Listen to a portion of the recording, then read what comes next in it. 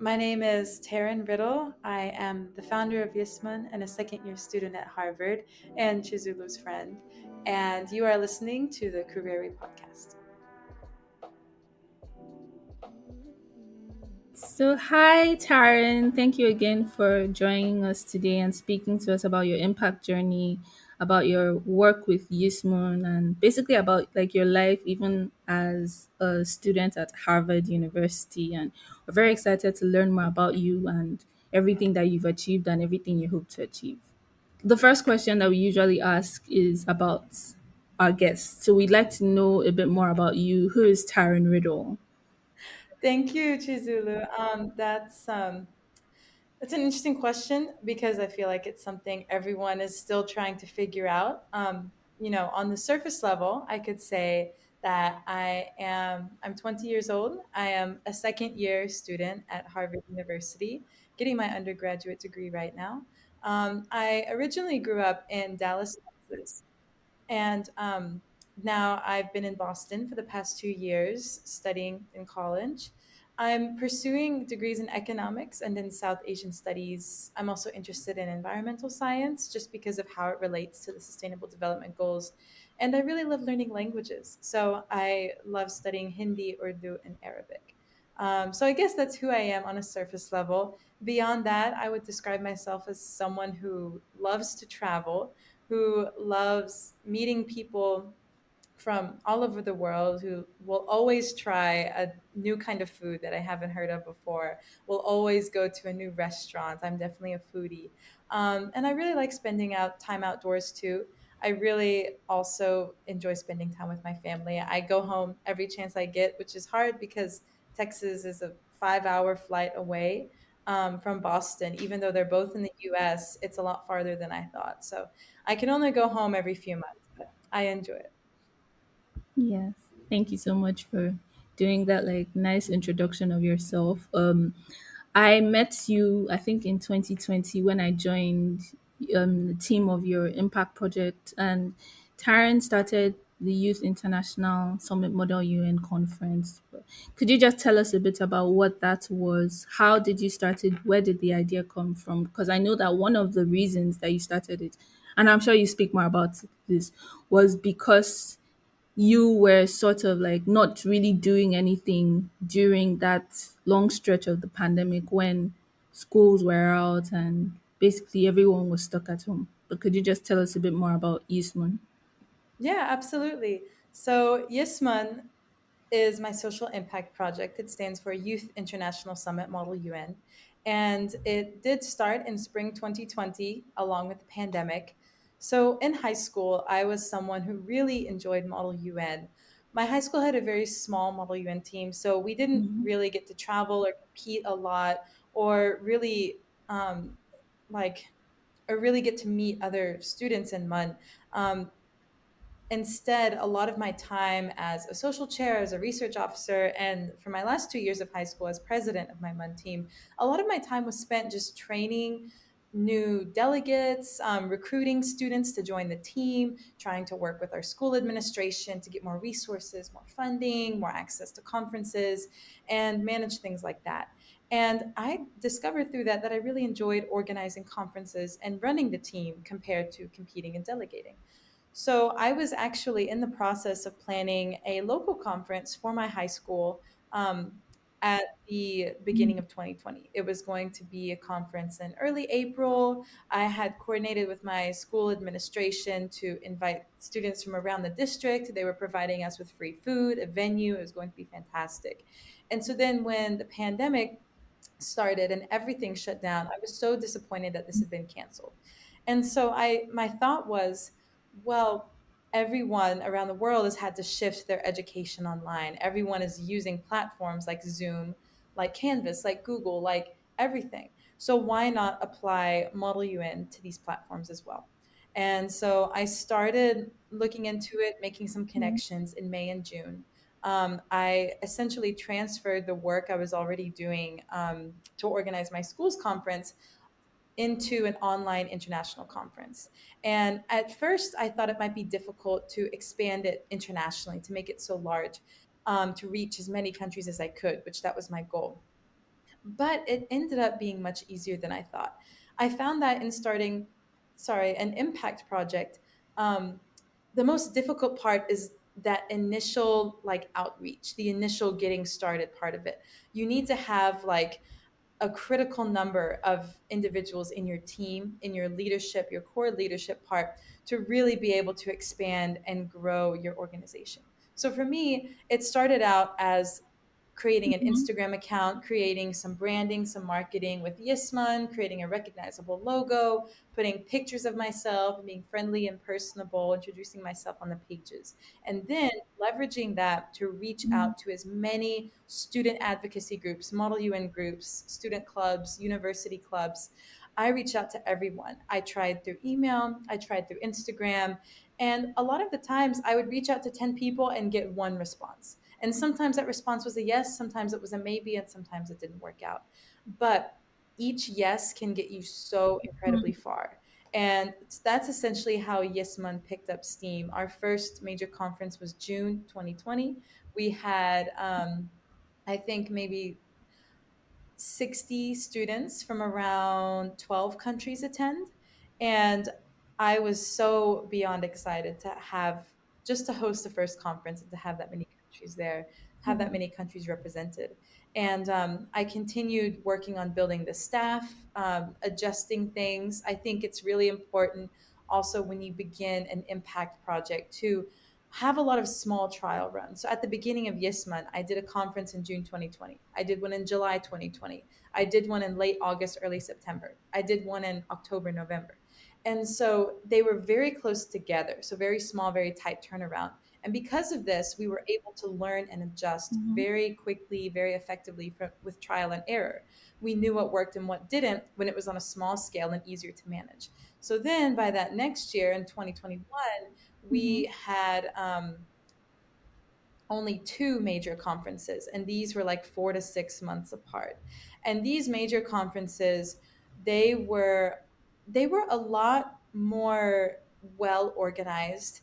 By that time, the staff had been through at least a few conferences for each person, and were very familiar with how Yisman worked. Mhm. And we had also reached a certain size to where the conference began to spread on its own. So more and more students were finding out about Yisman just because their friends were doing it, just because they found it on Instagram. It was not active outreach on our part. So once you get past that critical point, your organization will expand and grow by itself. Mhm. And that's also when we started kind of responding to, I guess, some market demand that we saw for like career workshops, connections, college application workshop sessions.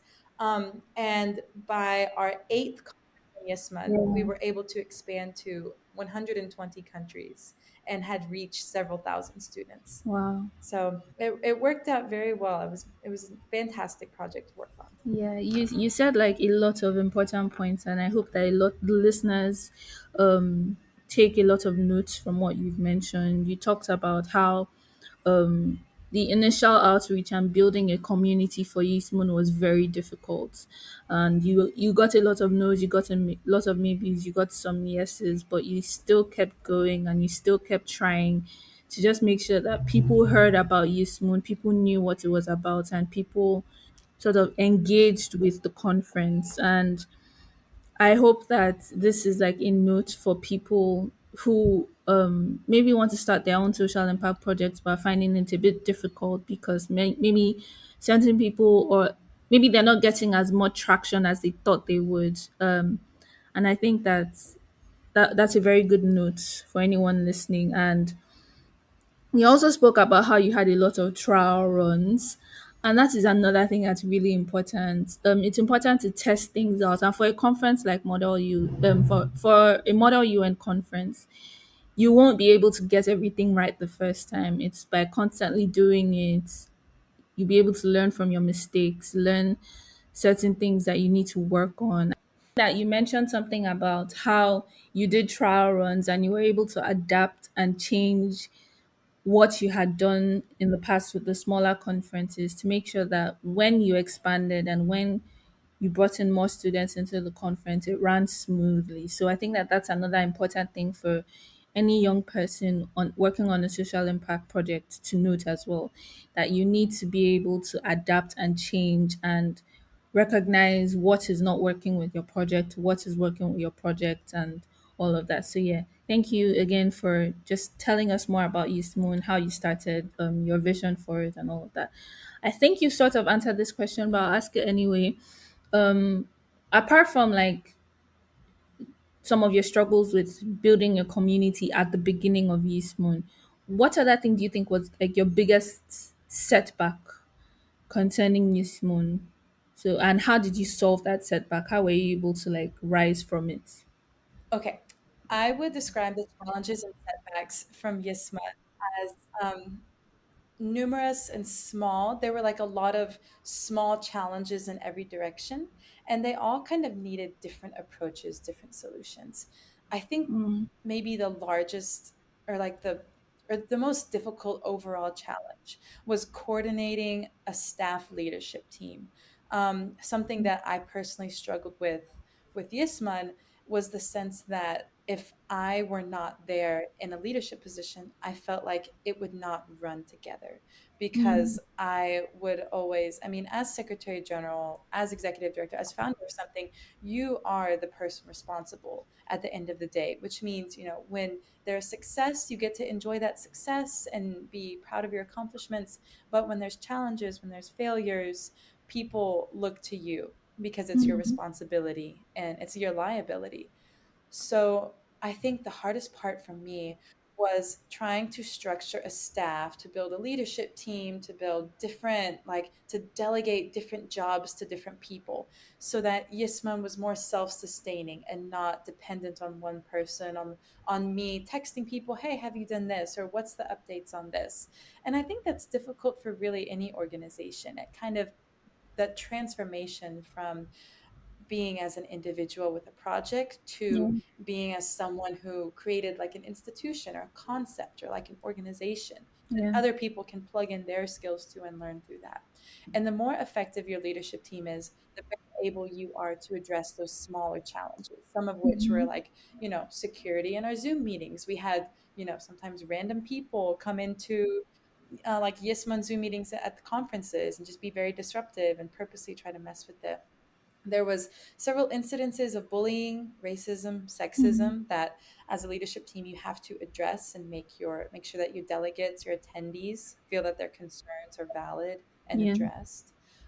There's also challenges like dealing with net like network and technology disparities. Everyone around the world has access to different technologies, whether that's laptops, iPhones, community computers or libraries. Everyone has different Wi-Fi, Mm-hmm. network access, and then not to mention time zones. That's another challenge you have to get around. I found it very difficult to recruit staff members in the US, particularly on the West Coast, because to accommodate time zones in Asia, South Asia, East Asia, and Australia, whose Mm-hmm. time zones are at least 12 hours ahead of the US. You have to have it very early in the morning. So for me, every Yisman conference started at 6 a.m., 7 a.m. It was a very early morning. Mm-hmm. And I was okay with that. But if this is something you're new to, it can be hard to incentivize people, you should join this conference, and then they find out, oh, I have to wake up at 5 a.m. I don't want to do that. But you have to kind of pick and choose your battles in that sense. In that case, it was up to like my judgment as to, do I adjust the time zone to accommodate students from the US, or what do I do? But when that's where you take your at your own discretion. You may have to make a decision based on the data you have. So in that case, I stepped back, looked at my student attendance, looked at where people were coming from. We had the most attendance from Nigeria, India, Pakistan, Indonesia, Turkey. Where else? We had a lot of students from Egypt, we had a few from Greece. So I realized that a lot of these countries are kind of concentrated in the Middle East, Asia, from African time zones to East Asian time zones, and it made sense to accommodate Yisman conference times to times that worked most reasonably for them. So because of that, I decided to keep the time zones as they were, and it ended up paying off. So that's just like a little snapshot of just how you have to be able to deal with challenges, both in running a team and in making decisions for an organization. Yeah, thank you for that. I think I learned a lot as well. And one of the things that really stood out to me, what you said, was picking and choosing your battles, because there will definitely be times where you cannot change certain things. Like certain things cannot be sort of like, as I said, changed or altered to fit what you want. So when you are faced with those challenges, it's important that you sort of are able to adapt. Again, going back to the previous point you made, you're able to adapt and you're able to figure out, okay, if this doesn't work, I have to continue with this for the success of, in your case, the conference, or for the success of my impact project. And yeah, thank you again for that comment. But now, looking at the flip side, as you said, Yusmoon was able to connect with students from all over the world. But beyond that, what do you think was like your greatest success from Yusmoon? What was one thing that happened that you were like, oh wow, okay, so I did that, the team did that, I'm very proud of us, like pat on the back sort of moments. That's a hard question because I truly feel like Yesman had a lot of those moments. That's what kept me going for so many years. That's the reason it was truly so impactful and rewarding, I felt, not just for me, but for everyone. I would say a top one is definitely the one you just mentioned. It was beyond my expectations to reach students from over 120 countries. And I guess I had this underlying expectations that, oh, I might only be able to reach students who lived in countries that had good relationships with the US, or lived in countries where everyone universally has laptops and iPhones at school all the time, where where wealth and GDP per capita is similar to the US. And that proved not to be true at all. I was able to reach students in Afghanistan and Iran and Russia when those like the foreign policy between US and all of those countries is far from friendly at the moment. And that was a real just like wow moment for me, knowing that I could connect with the next generation of leaders in Russia, in Iran, and in Afghanistan, who would transform their countries' relationships with other countries and would transform the future of foreign policy, and building that culture of friendliness, of negotiation and diplomacy, and working towards a better, more innovative, and just human rights and global improvement kind of centered values. That was something I saw in all of these students, this ambition to succeed in their futures, to go beyond what was expected of them. I saw that also in countries that had recently gained independence or who were very small and might not even have a say at the UN. We had delegates from East Timor, which you might know recently gained independence from Indonesia in Southeast Asia. And if you were in a UN conference, or even in maybe a Harvard Model UN conference or some of these larger ones, you would not get representation from East Timor. You might not get representation from what were some other countries. Many parts of sub-Saharan Africa as well. We had delegates from Zambia, Zimbabwe, Botswana, Lesotho. Like it was incredible to see because these delegates brought such well-rounded and such new perspectives to the conference, and that was something that felt like such a win, both for all of the delegates in the conference as a whole and for these delegates representing their countries, their perspectives, and their ambitions. I'll also add that one other pat on the back point, or just one other success of Yisman, I feel like, was a very specific message that I remember I received through Instagram from a delegate from Indonesia. And she was brand new to Model UN. She just joined one of our conferences. She was a high school student. And she messaged me and said, Taryn, thank you so much for hosting this conference. I'm so excited I found this because it's really hard to find opportunities that are so empowering to women like this in Indonesia. I feel like it's hard to succeed in like the in my school clubs, and I just feel like I'm not very supported. And your team is all of these women, all of these female students, and you're running this, Mm, and it's really mm, inspiring to me. And I had never even considered that, how impactful that running a team of 75% women on leadership would be for a student across the world. So sorry, a bit of a long answer, but there are just lots of exciting things I remember from that.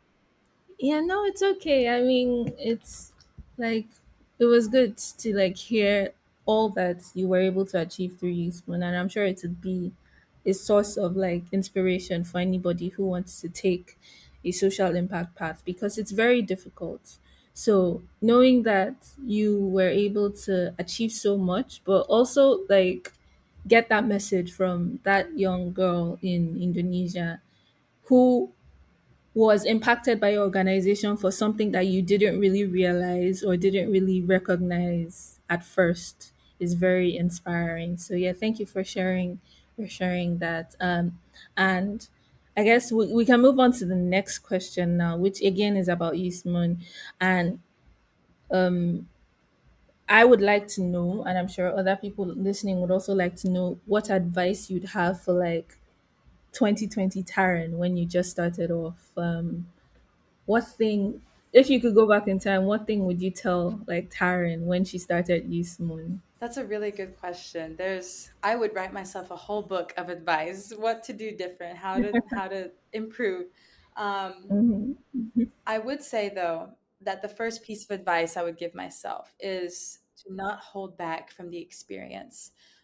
If you wait until you feel like you know enough, or you've prepared enough, or you have talked to enough teachers or Mm, administrators or supporters, if you feel like you've not planned enough for something, you will never really plan enough. You can never plan enough for anything. The best thing I did looking back with Yisman was just jump in and learn from experience. I feel that I made much more progress by holding 8 conferences, even if some of them were very small, because I learned through those mm, experience, compared to if I had held 2 conferences that I spent months and months planning meticulously and doing this. And so true. there's two very different types of knowledge. School teaches us to focus on the explicit knowledge, the knowledge gained from learning, from studying.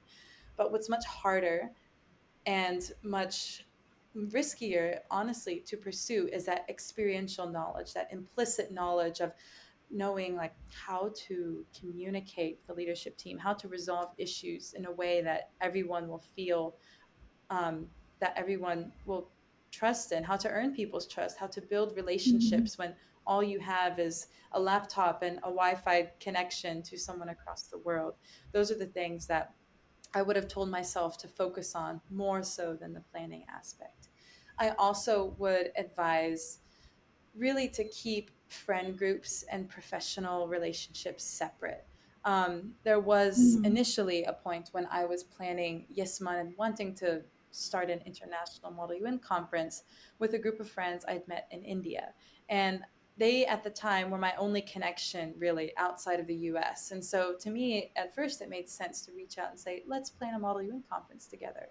But it was me and then their entire friend group, and just the mm. politics, the group dynamics of it were not very good. Oh, wow. It was a Mhm, very difficult environment to solve problems in, because you constantly feel as though you're choosing between a friend relationship and a professional relationship, and debating things and debating expectations. Everyone clearly came into that with very different expectations. And yeah. it's also difficult when you have a group of like 5 people who are already friends. The other people are not included um, and are not really part of that leadership team. The same goes Mm, for other Model UN conferences I've seen just on Instagram, just in partnering with other MUN conferences, where their leadership team does not reflect their values of their organization. For mm, example, there are several conferences that advertise themselves and say that, oh, we are an international conference. We welcome students from all over the world. But their success was very limited because their leadership team would all be from one particular country. Many mm, of these students already knew each other from school, from like local MUN conferences, or through like professional networks. And it makes it easier initially to start when you're with a friend group, but it's not very good for longevity of organizations. So looking back, I felt so much better about Yisman. And Yisman also improved as a conference. It benefited more students when I transitioned to only professional relationships and only working with Mm-hmm. people I have met through Model UN, because those were people Yeah. that you were bonding with through that professional connection, right? You could be very clear about what was expected. You could discuss the goals for the conference and then move on and build a relationship from there. And it's so Mm-hmm. great to see what comes out of that, because that leads you to people with common interests, common goals, ambitions, and work ethics.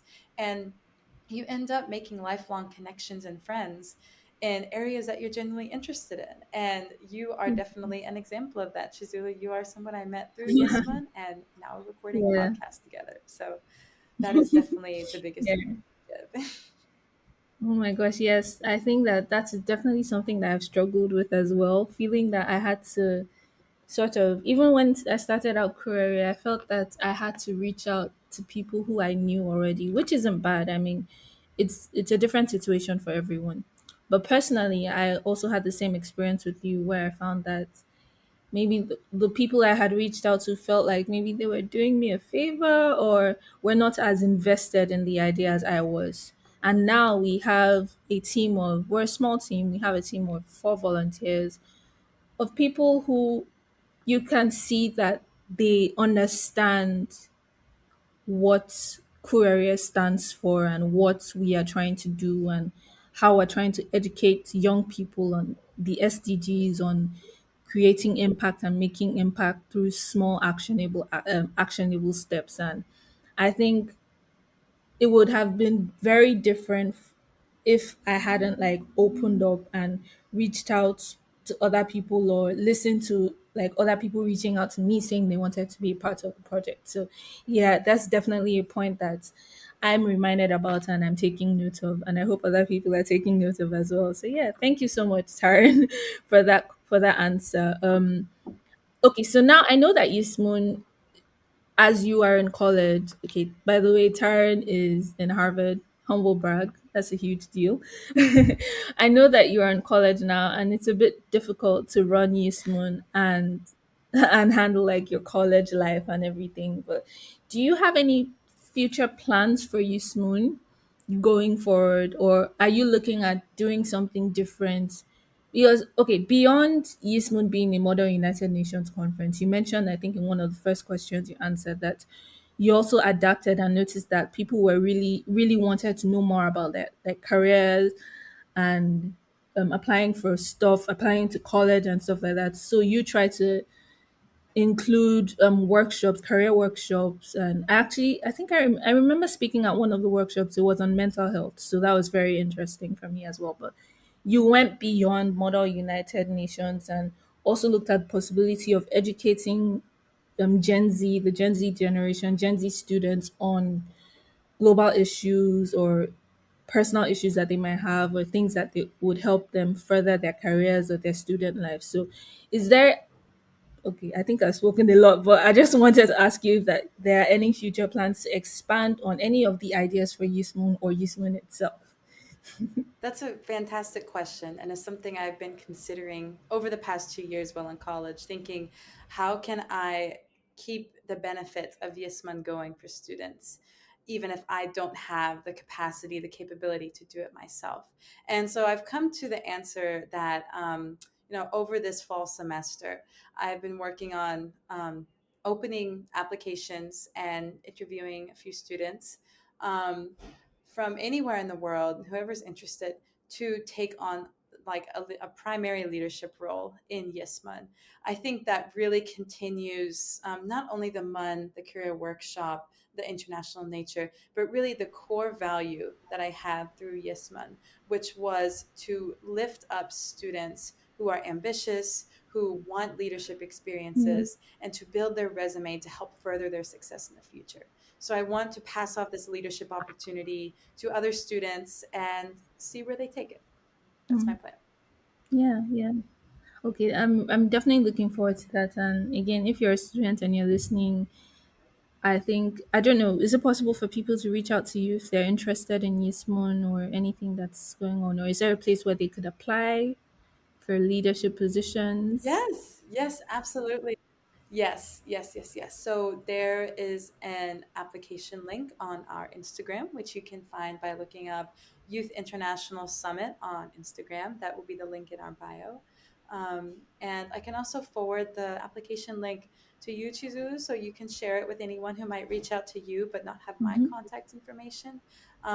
And I'll also put it on my LinkedIn because people can Yeah. access LinkedIn pretty easily. So, yeah, check there if you're interested. I'll be accepting applications for like the next month or so, and open for all leadership positions. So, go for it. Nice, nice. So we'll definitely like put that on our website as well so that people could, even if they don't want to like apply for a leadership position now, they could definitely like keep like have an idea of like what Yusmoon is and just keep up to date on the activities of Yusmoon. But okay, so my first proper introduction to like international development. I did something when I was a teenager, when I was 16. I started something called Teens for Change, which was an advocacy group focused on like empowering teenagers to impact society. And we did two great initiatives from that. But when I got into universities, when I really got exposed to the model United Nations world, and I still do Model United Nations now in some way. I'm staff of an international Model United Nations conference. So I understand the importance of MUNs and I know the impact that it's had in my understanding of global issues and what people can do to sort of solve these global issues and understanding of of the sustainable development goals and things like that. So I know that it has really impacted my life, which is definitely one of the reasons why I applied to be staff of Yeast Moon back in I think 2020 2021. But why do you think MUNs are so important? Like what impact has it had on you? And I'm sure like I assume that it's important because you started one of the first like online Model United Nations conferences. So I assume that it's important. But why do you think young people should get involved with Model UN? That's a fantastic question, and it's something that I answer all the time because I do staff a lot of Model UN conferences here at Harvard. That has been kind of what I've invested my time into after Yisman because they're much shorter commitments. It's only for a specific conference weekend. And it also allows me to network and meet other Harvard students interested and students around the world too. Mm-hmm. So I would say that Model UN has two primary like areas of benefit. You have the personal benefit and the societal benefit. Both are very good reasons for doing it, in my opinion. Mm-hmm. On a societal level, Model UN is just incredible because it is one of the only environments that fosters dialogue. It fosters disagreement. It fosters dissent. And I think that is a culture that is Mm-hmm. critical to build up, especially in the 21st century when we're constantly surrounded by social media, by news, by different opinions, politicians, and ideas, where you have to take a step back and consider, where is this coming from? What is the purpose of this argument? How can I see this from another person's perspective? And just reconsider different ideas, kind of Yeah. take a more critical and more thoughtful approach to everything, to really everything, but especially to your education and to your career. So I think I would say that's a huge Mm-hmm. reason.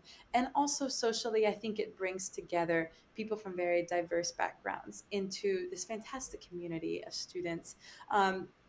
No matter where people are from, how old they are, how much experience they are, what they're Yeah. interested in, I have found that every student who attended Yisman had one thing in common. And well, I guess it's more than one thing, but they had ambition, they had the work ethic, and they had the openness, the outgoing nature to bond with those other students and to Mm-hmm. work together on issues. And I think the world can always use a little bit more of that. Now, that's on a societal Yeah. level. On the personal level, this is something people talk a little less about, but this is a reason that I think every student should get involved with Model UN at some point in your life. So, Model UN gives you some very important skills for any career. The primary one being public speaking. Model UN is so great for public speaking because it Mm-hmm. introduces it in this approachable, easy to understand format.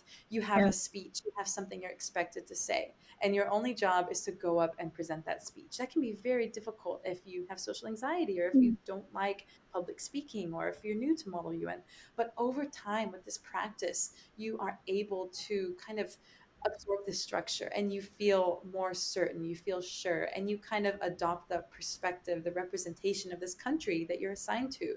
And so it's not so much the attention on you, it's the attention on delegate of Mm-hmm. Argentina. And you can use that kind of proxy confidence building to then become a person who can approach public speaking knowing that they've done it before, knowing that they can succeed on any level in any career. So, public speaking and also diplomacy, communication, teamwork skills, those are Mm-hmm. generally fantastic outcomes of Model UN personally. It's also a great way to gain leadership experience. That was a primary benefit I wanted to give students through YISMUN, was just giving them something to put on their resume. I mean, one of the reasons I started it was because spring of 2020 was the year I was applying to colleges. And I knew that in fall 2020, I would be applying to Ivy League schools, I would be applying to Mm-hmm. scholarships, I would be applying to state schools and honors programs. And spring and summer were my last chances to put everything on my college application that I could. And I know that the pandemic put many students in a similar position, where it was harder than ever to find things that really represented their interests, their accomplishments, and their abilities. So use Model UN as much as you can to demonstrate your leadership skill, your commitment, your work ethic. Go for those leadership positions. Go for that best delegate. Go for that, founder of a conference, executive director. Get as much as you can out of it because that has been fantastic for me. On that same note, use it to build a network. Model UN is an incredibly social and Mm-hmm. like group work, like teamwork kind of structured um, conference and operation just in general. Just by nature, Model UN is a community based thing. And I cannot tell you how many students, how many people I know around the world now who will grow up to become professional connections in incredibly competitive careers, who I met in Model UN, and Yeah. use that to network, use that to build your professional connections. And then lastly, Model UN also just has great travel opportunities.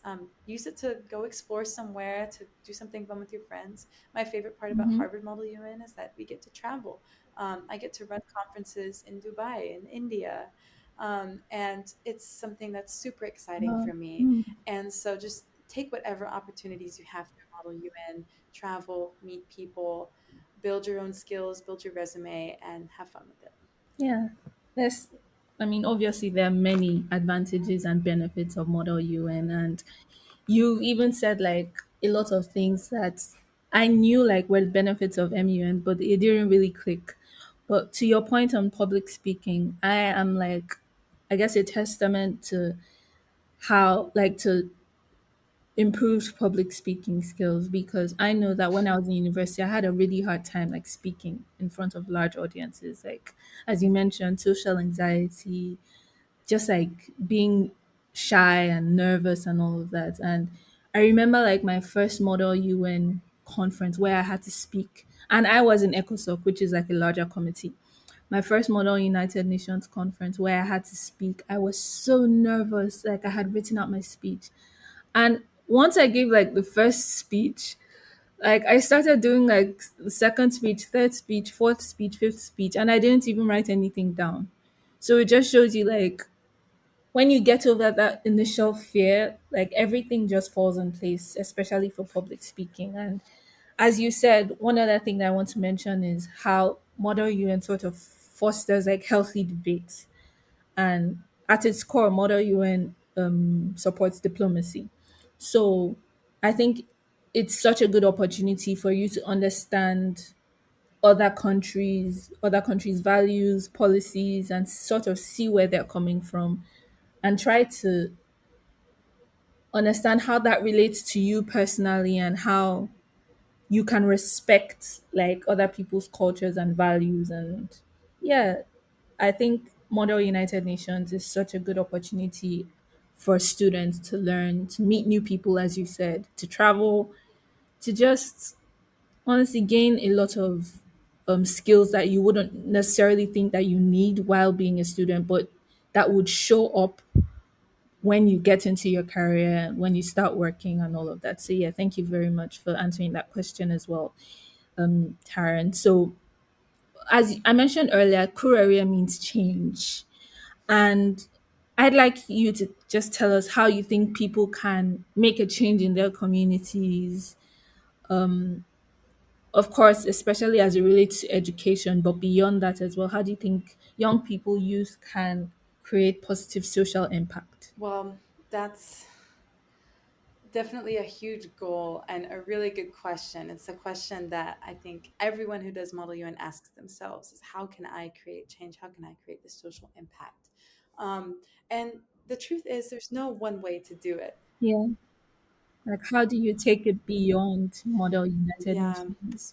I would suggest that if you want to create change, start by looking and reflecting on your own resources. What do you have that you can use to get started today? For me, I wanted to create change and bring students together. My resources were a laptop, my Mm, desk in my bedroom, internet connection, and a passion for Model UN. And that's what I started with. And you can turn very simple resources into something that is bigger than you ever imagined. Look at what does your community have? What does your family have? What connections do you have? Where do you have friends around the world? What are your interests, your passions, your skills? What could you teach people about? How can you find an mhm. audience for that? And you start small with these resources, and then it gets bigger. And the larger your platform is, the more change you can create Yeah. simply by spreading awareness. I mean, like Yisman did start out with Model UN, but like you mentioned, we had workshops on mental health and public speaking. That was a change I was able to implement, and some an impact I was able to make Mhm. because I had built that platform from Model UN and could reach thousands of students about it. So my biggest advice for starting change would be to start small, to start with the resources you have, and to tell as many people as you can, to spread your interests, your passions, and see what you get back from the world and go from there. Thank you so much, Taryn. I think that you even answered the next question I wanted to ask about, like the winning formula for any young person that wants to make change. But you summarized it very well. Start small and start with what you have, and reach out to as many people as you can. Build a community of people who are also passionate about your ideas. So yeah, I think that that's definitely a good tip for any young person who is struggling with making impact or with starting the impact project, or who is even maybe just a bit scared to start the impact project. So yeah, thank you for that. Okay, so we always ask this question again. I think I've said this like 3 times now about how queer area means change.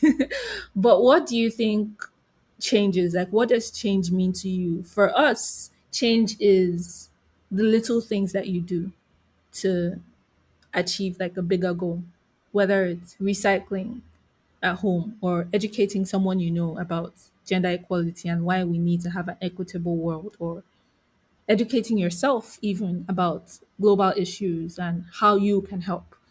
But what does change mean to you? I think to me, change means looking back at your accomplishments, at your impact, at your work over time, and having that emotional reaction to where you were in the past and where you are now. Um, just that feeling you get when you look back at a project you were working on 3 years ago, maybe, or even this time last year, that Mm, felt so difficult at the time that you just felt like you couldn't get through it. There were many times when I felt like Yisma would never be successful. We would never get enough people. We would never have like a successful conference.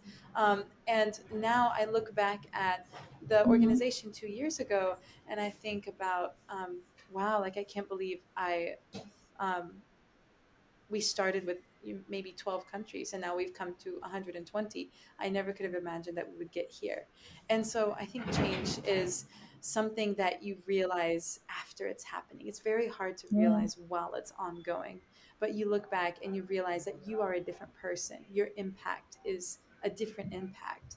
Your team, the environment you create are all different than they once were a month ago, a year ago, even 10 years ago. And I think that's something that's personally very inspiring to me because it makes me think, well, a year from now, 10 years from now, I'm going to be looking back at where I was now and think, wow, like, I can't believe that, you know, that was only the beginning. Mm-hmm. Yeah, yeah. Like, and it just shows that you need to keep persevering and you need to keep going even when things get difficult, even when it feels like you're the only person that cares about an idea or a project, even when you haven't found like-minded people who are as passionate about your project as you are.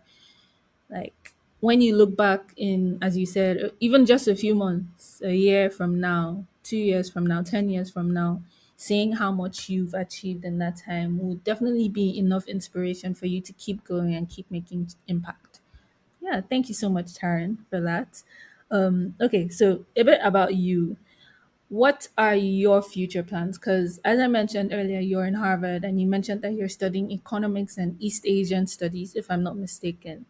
But what plans do you have for yourself beyond these moon and yeah. Yeah, absolutely. So my hope is to graduate Harvard with a degree in economics, a degree in South Asian studies, and a minor in environmental science. I think it's really interesting, and it goes great to study that with economics, and also a citation in Arabic. Something I've really gotten to explore more in college is my passion for language learning. So I've taken classes in Hindi and Urdu and in Arabic. I hope to finish all of those at the advanced level at Harvard before I graduate. We'll see if that happens. But it's really been some of my favorite classes. After I graduate, I hope to go to the workforce for maybe 2 to 3 years.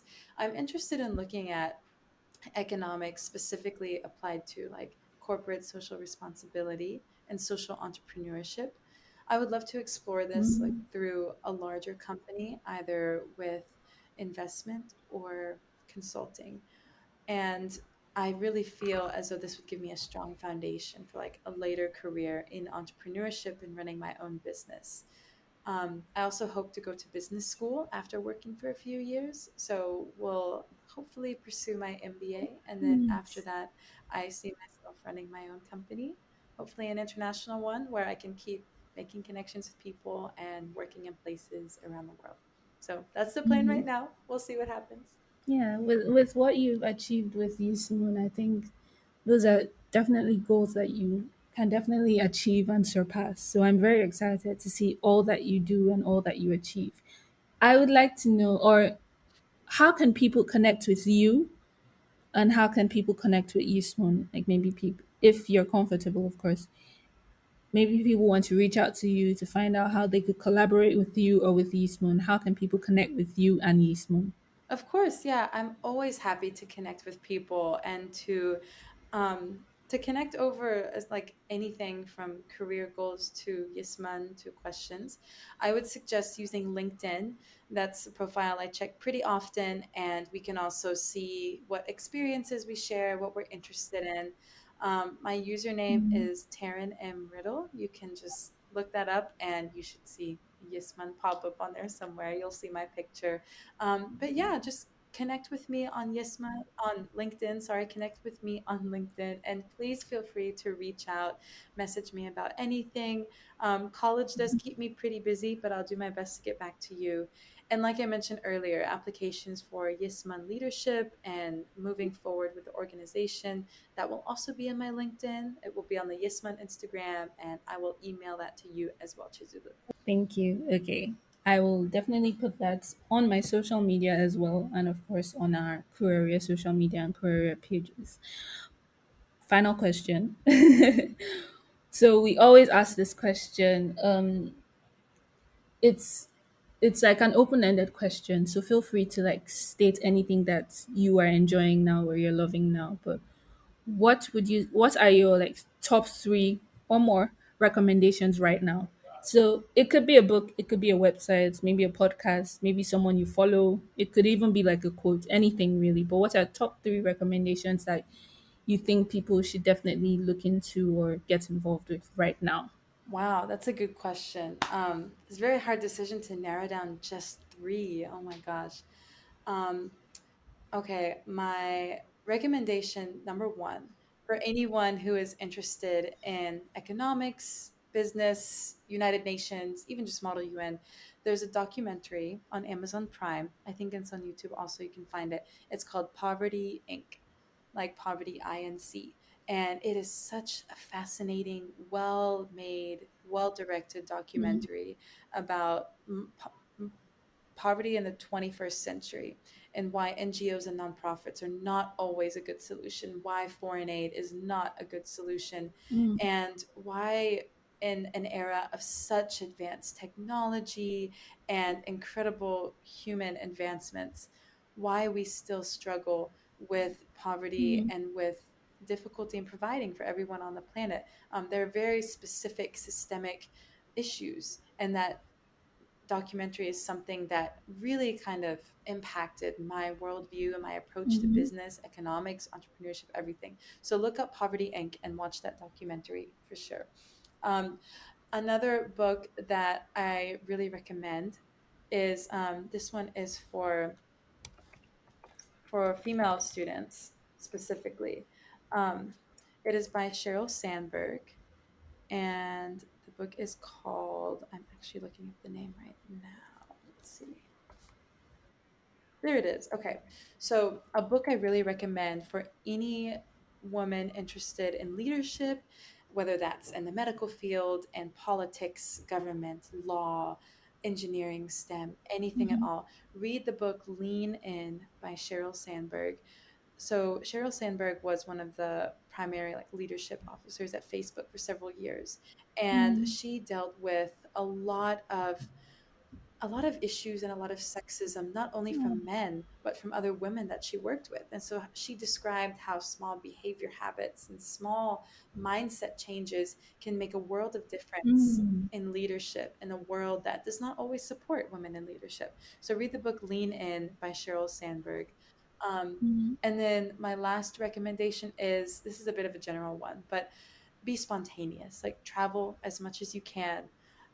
Take trips with your friends, even if it's just to a different part of the city, or get a hotel for the night, mm, or go take a road trip to a different state, or if you have an opportunity to travel somewhere, anywhere, take that opportunity because you never know how many chances you'll get. You'll never know how long you'll be able to travel for. You never know when the next pandemic comes and everything is shut down, and you just make the most of life that you can while you have it. So that's mm-hmm. my top three. Yeah, yeah, I think that's so important. Thank you so much, Taryn. I think that last point is definitely important because we have just one life.